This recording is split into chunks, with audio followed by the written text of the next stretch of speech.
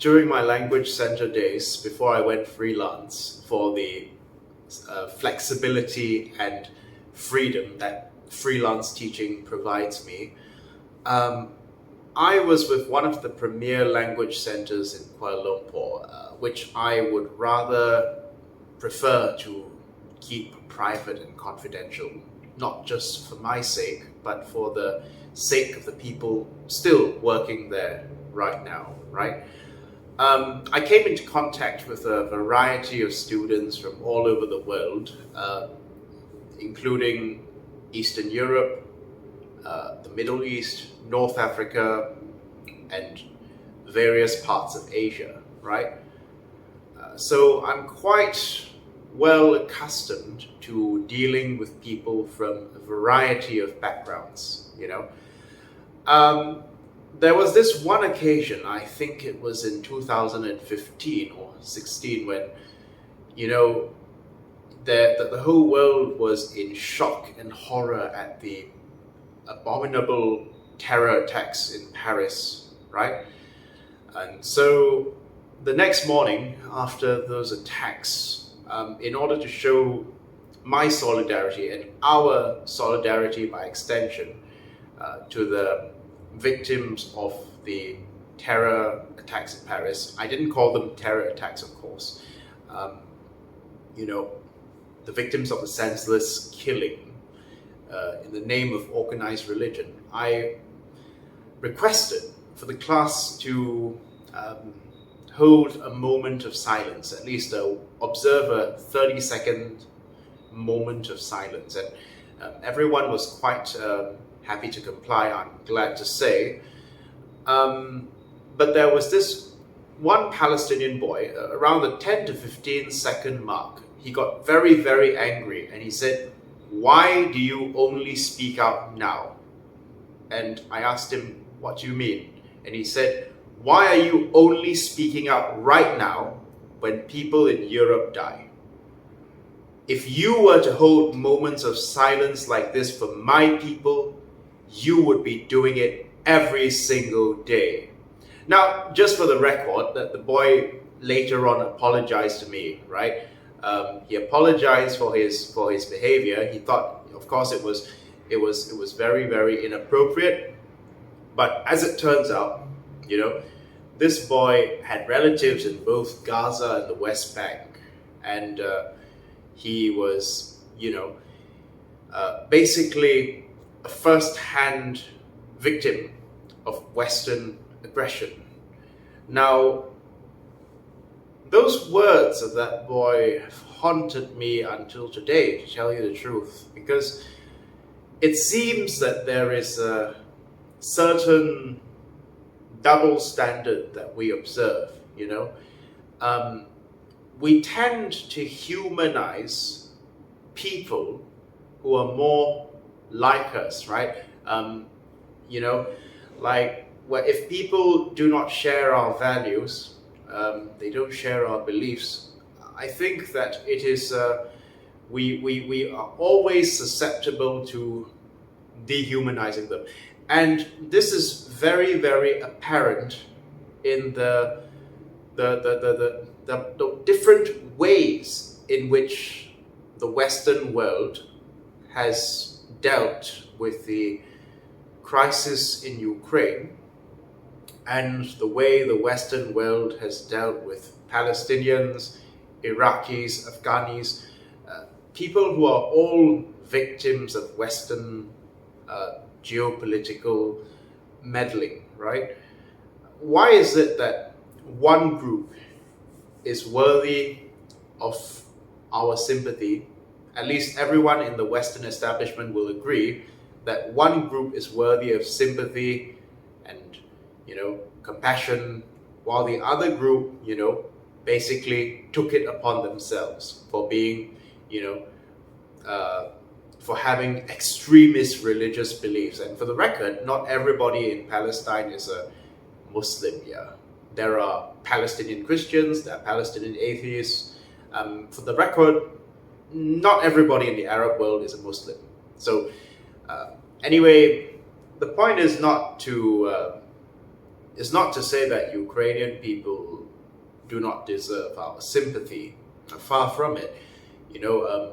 My greatest sympathies, just as I express my sympathies for the victims of the senseless terrorist attack in France years ago, by calling for a moment of silence, I also express my deepest sympathies for the victims of the Russian invasion of Ukraine. Now, as to who the fault lies with, I think that the apportioning of blame is best left to people more qualified than myself, actual geopolitical analysts who are more qualified than myself.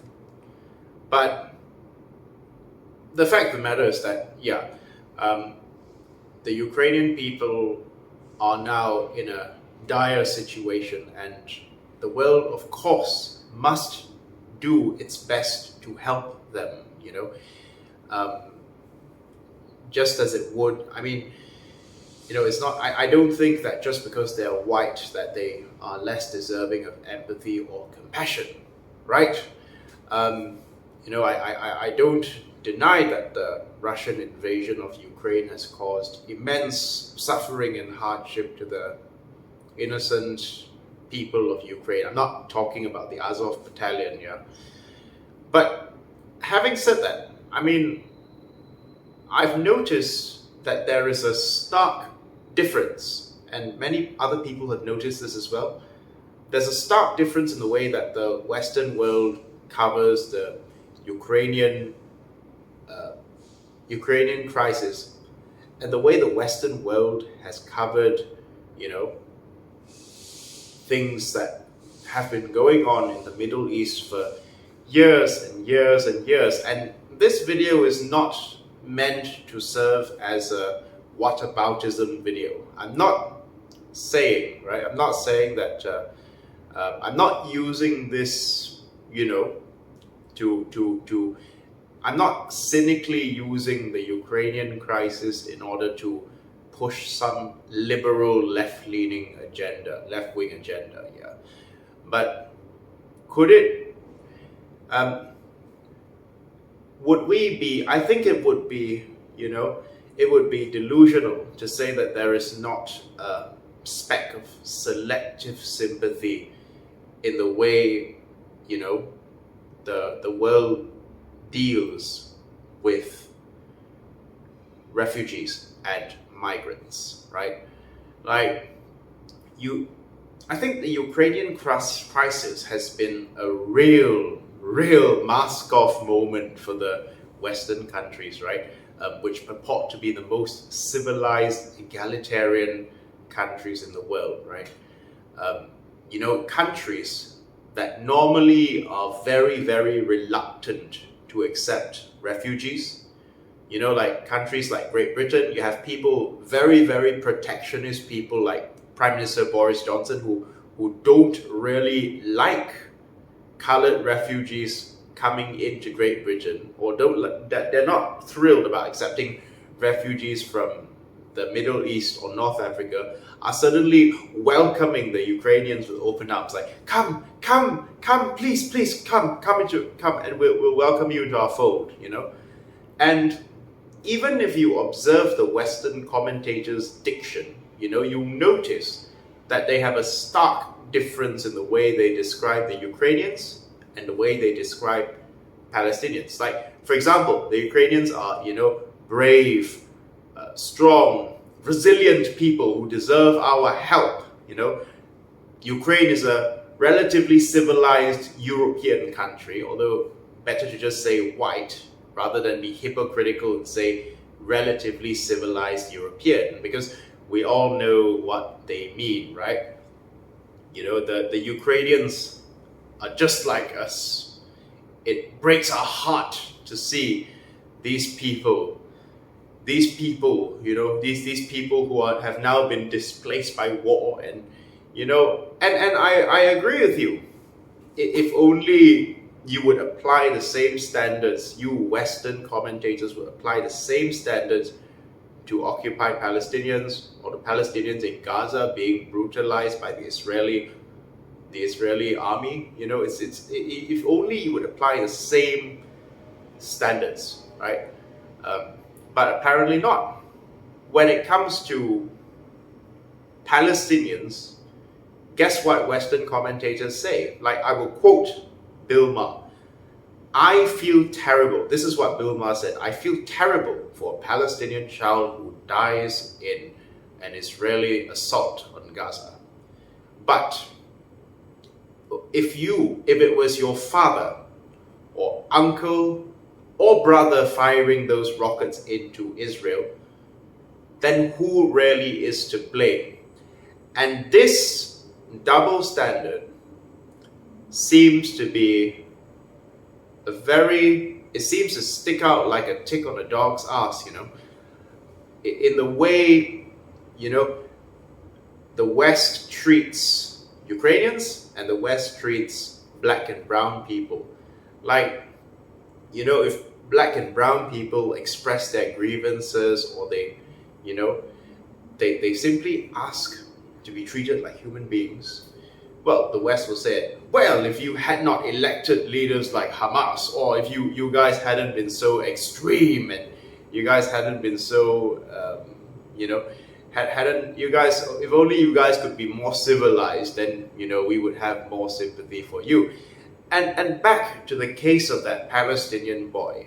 Now, it's not like he didn't feel any sympathy for the French, but the reason why he was angry was because he felt that I had no empathy for the plight of his people. But when white people die, suddenly I'm all in tears. Basically, that's what he felt at that moment, right? When brown people die, it's a statistic. White people die is a tragedy, pretty much. And then, so they'll pretty much, of course, they won't blame, these Western commentators will not blame the Ukrainians for fascist elements in their midst, such as the Azov battalion, or other fascist elements that are inconveniently associated with Ukraine. But they're very quick to point the finger at Palestinians. They may say, oh, Palestinians are just jealous of the Jews because Jews are so successful, and that's why they hate Jews. They're anti-Semitic. They may point the finger at them. They may either say they're anti-Semitic, they're unreasonable, or they're crazy, volatile terrorists, who don't love their children, who use them as human shields. And this is a preposterous sort of accusation. Now, for the record, I'm an atheist. Yeah, I don't believe in God. I probably have nothing in common with I probably have more in common with the Ukrainian fella, the average Ukrainian fella, than I do with the Palestinian fella, right? Culturally, because I'm being a left-wing liberal, right?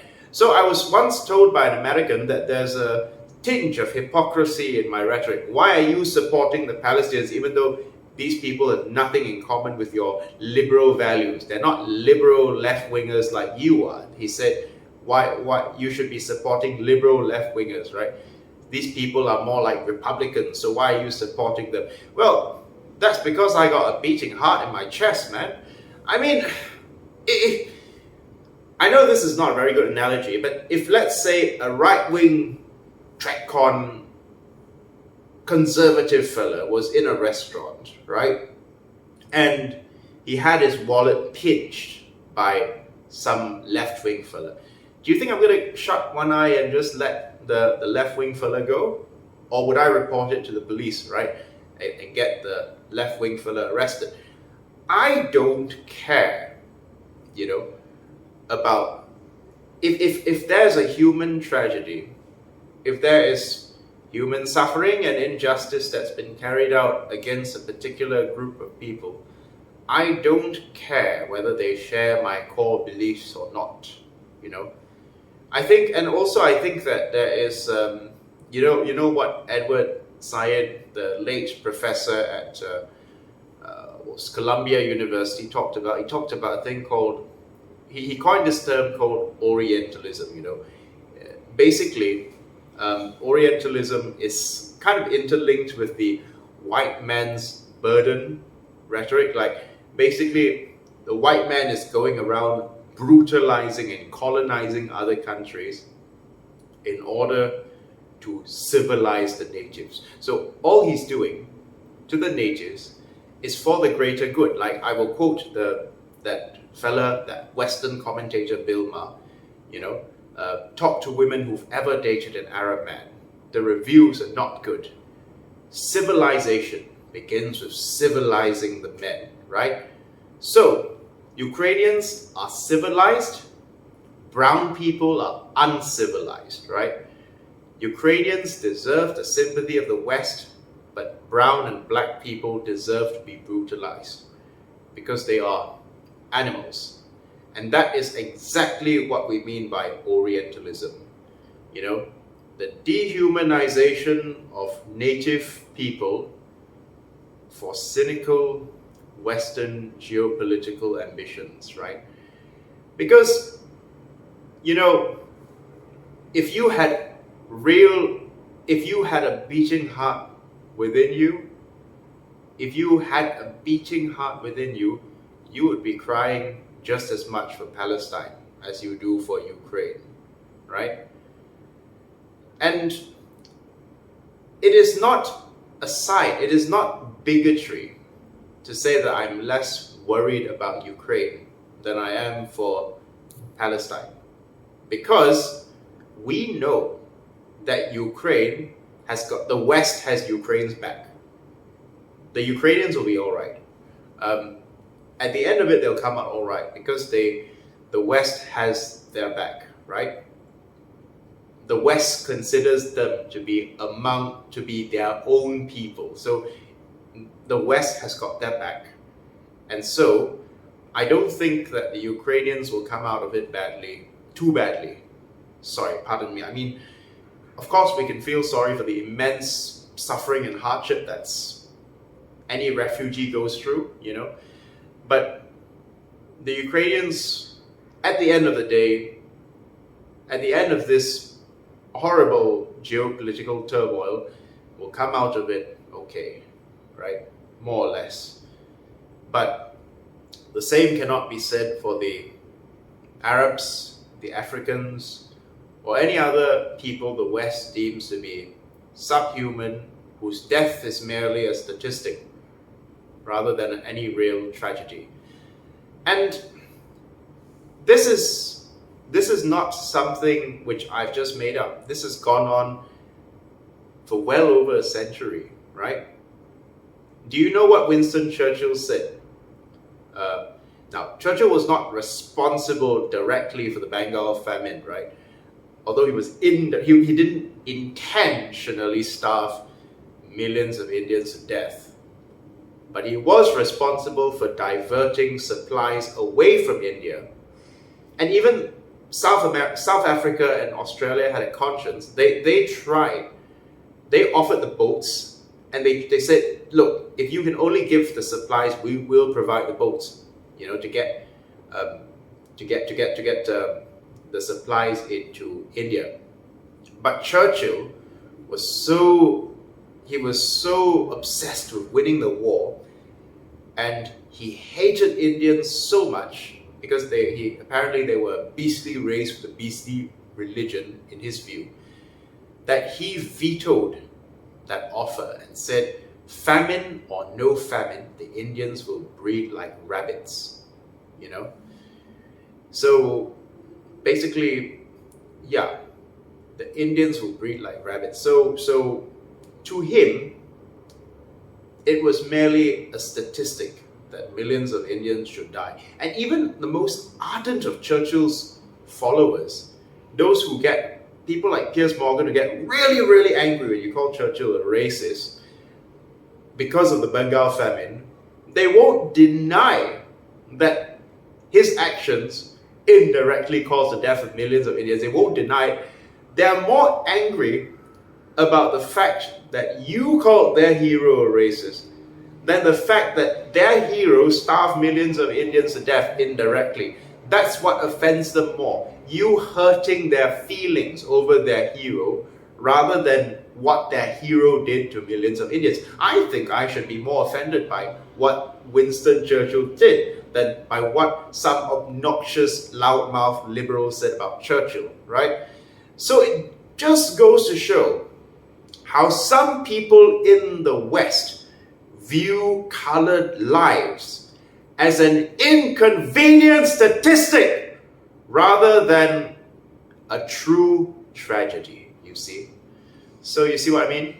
They're more angry about the fact that their hero was called a racist for what he did to millions of Indians than by the fact that millions of Indians died because of what their hero did.